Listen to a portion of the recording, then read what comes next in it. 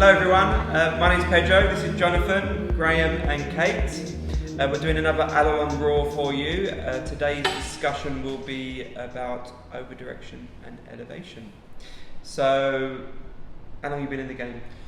13 years in London and about 3 years in Lincoln. So 16 years. 16, snap. Yeah, Are we snap? No, I'm 23. Just picture, 24. 40 next. clarify it. I'm 24 years old. So when did you start cutting hair then? 1996. No, but what age? 16. And you? I started in 96 as well. Yeah, so You- 23. you-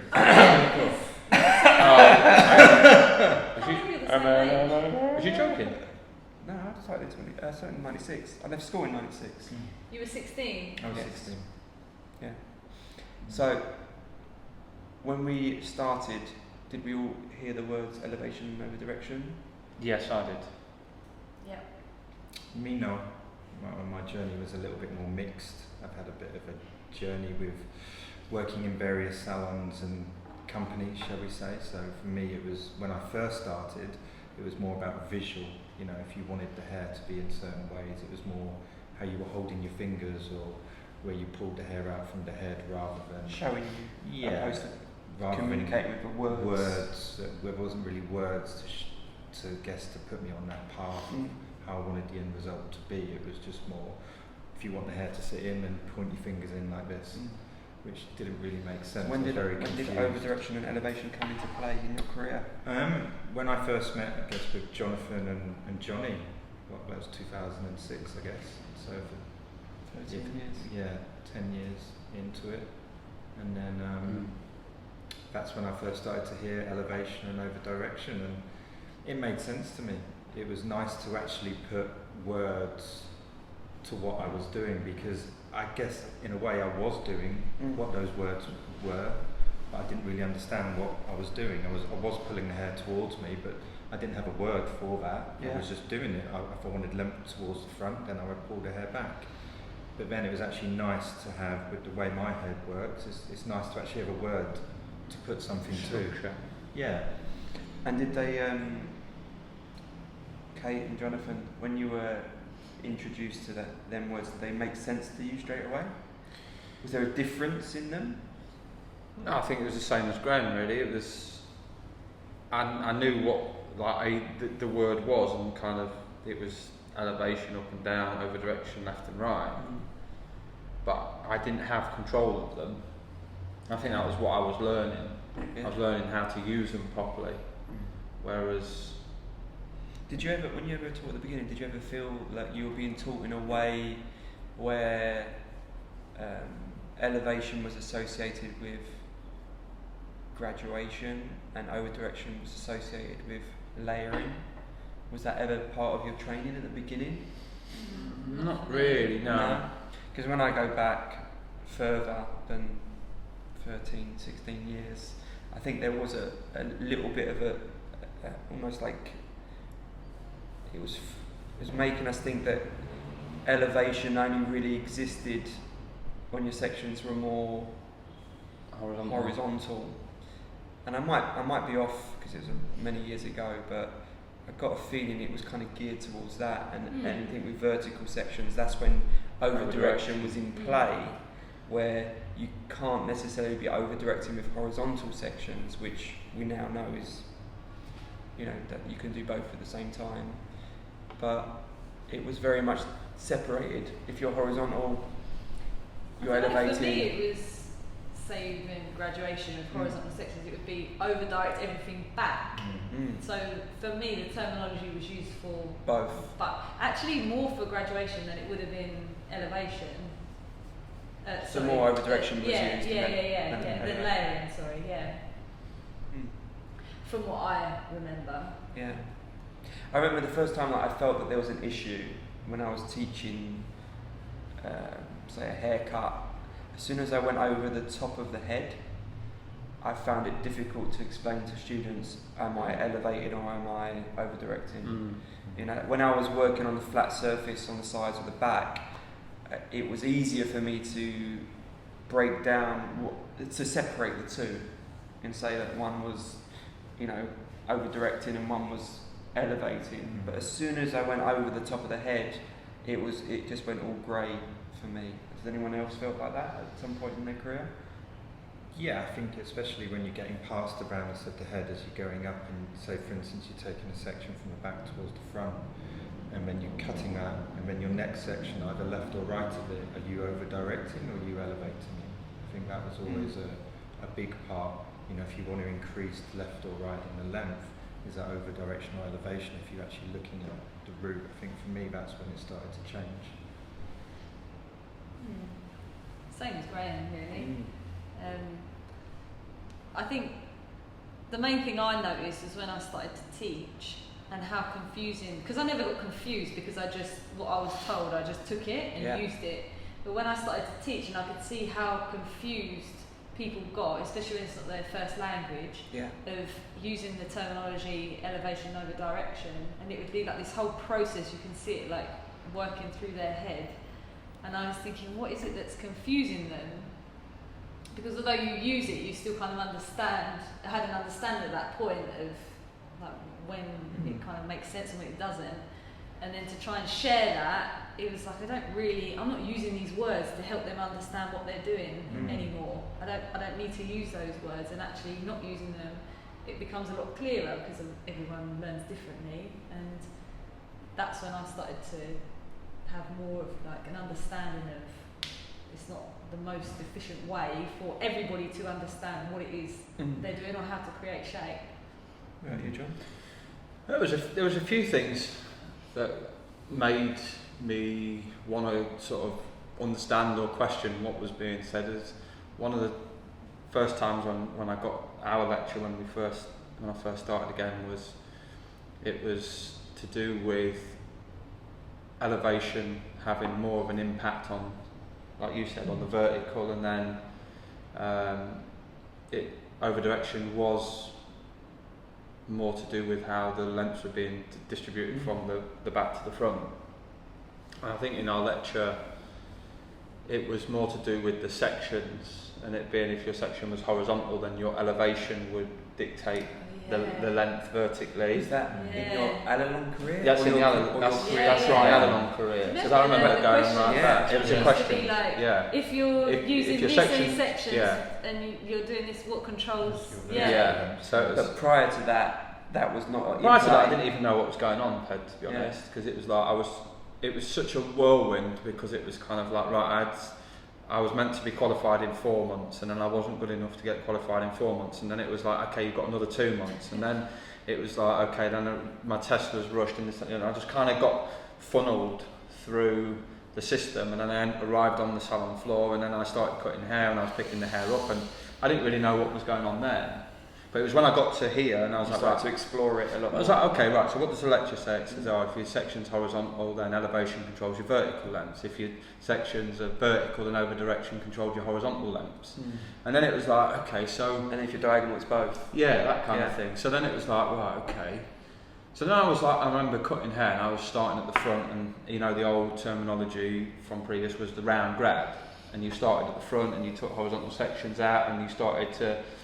make sure that your length should have been round horizontally and vertically should have been triangle, so graduated. And then I remember, and I had a conversation with Johnny, and we was talking about the distribution of the lengths and stuff like that, and then it was like, right,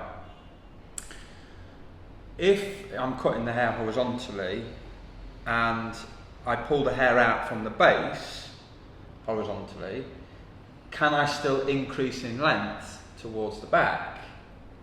And the answer to that, which we then found out, was yes, because I could be pulling the hair out from the base horizontally, but then below base vertically, which then meant that I started to get longer towards the back. So I was like, hang on a minute, so I'm not over directing, I'm elevating, but then the elevation is now affecting the horizontal lengths just as much as the over direction then affects the vertical lengths. And we used to put them in orders, didn't we? We used to put them in order, we used to prioritise like more, had more influence over that one, but it still has an influence over that. Yeah, but then I remember being in a class, I think it was a Costa Rican class when Johnny was teaching, and I think I was teaching and maybe Jay at the time, and it was like, right, okay, same thing what you were saying about, okay, if we work horizontal sections working up the back of the head, and then we pull everything from in front of the roundness of the head towards to the hairline back to the crown, you're going to increase in length.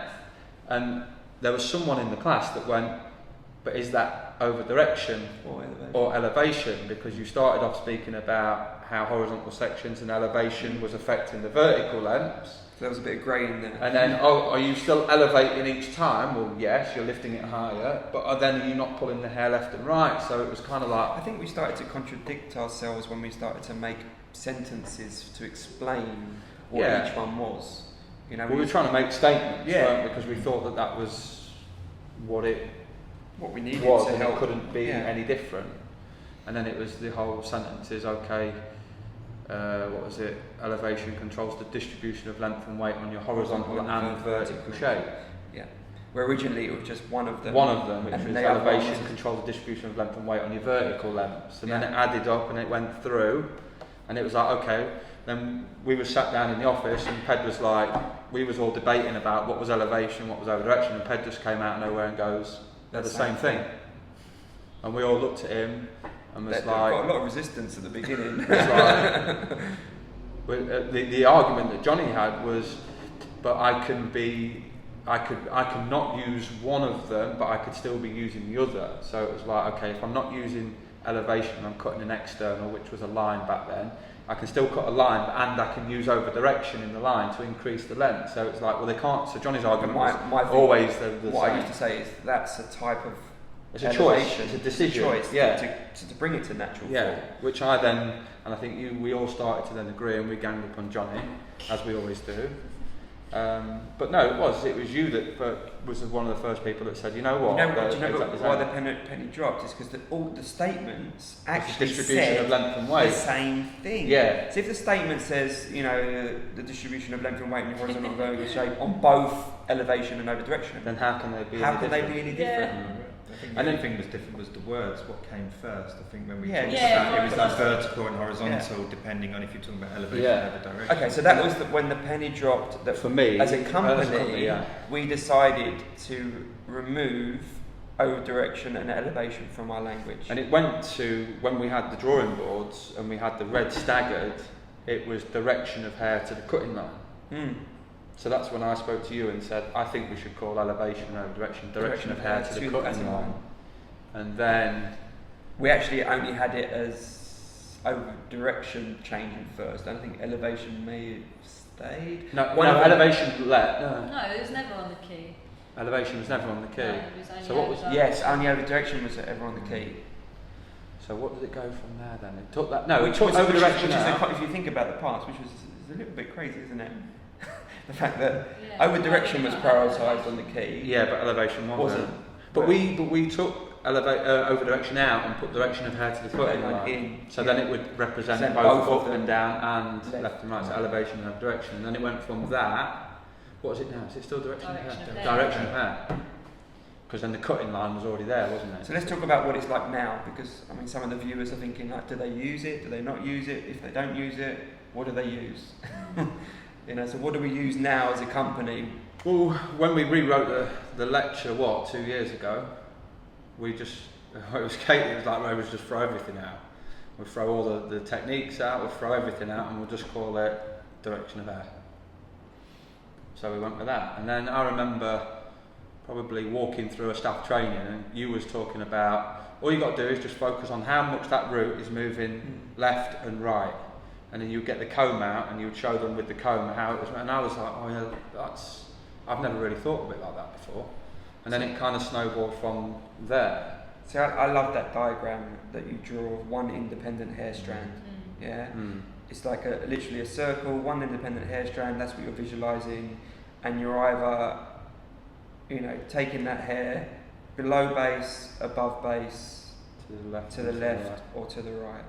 And that is pretty much the what we've stripped it back. Yeah, taken away elevation and over direction, and just literally consider a strand of hair in the direction it's going. And that strand of hair can also go not only up and down, but it can be both. It can be both the elevation and the over direction at the same time. So it could be diagonal, like down the left and up and left, up and right, down and right, down and left.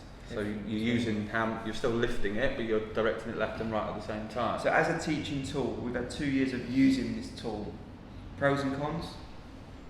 It's funny actually because I was just downstairs in the kitchen earlier and Marco, Jake said, it would be funny, it would be interesting to see if you got someone that had never done hair before and you just started them with this terminology and you didn't use circles, squares, he said to see how they would find it. And he said they'd be like, what do you mean circle? Like if you started to use the old terminology. And Marco went, I think they find it a lot easier. So this is our staff, obviously.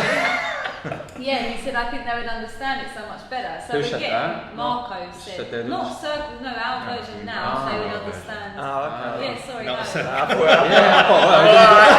Get everyone on this one. We're doing a very good job there, aren't we? So bad explaining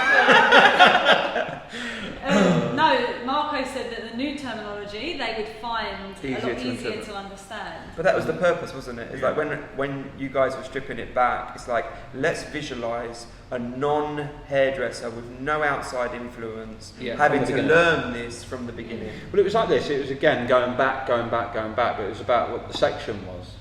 So when we changed the sections to one section, it was like, right, what's happening in that one section?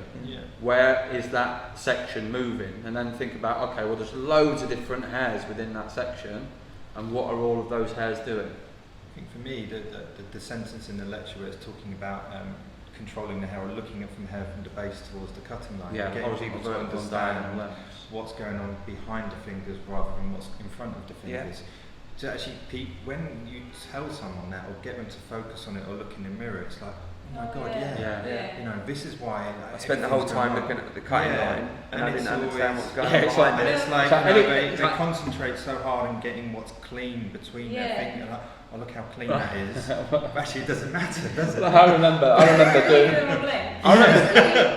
remember doing my trade test, and I would say that the only thing that I would say that I was good at was taking a clean section and cutting a clean line between the fingers.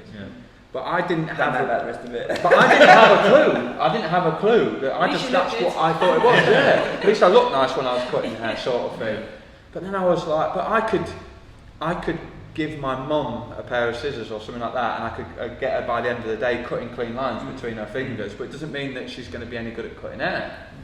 So it was like, and then it led on from seeing things like that, focusing on what's going on, the distance between the head and the cutting line, how they're moving the root left and right, to then thinking about another one, which was your body controls your shape.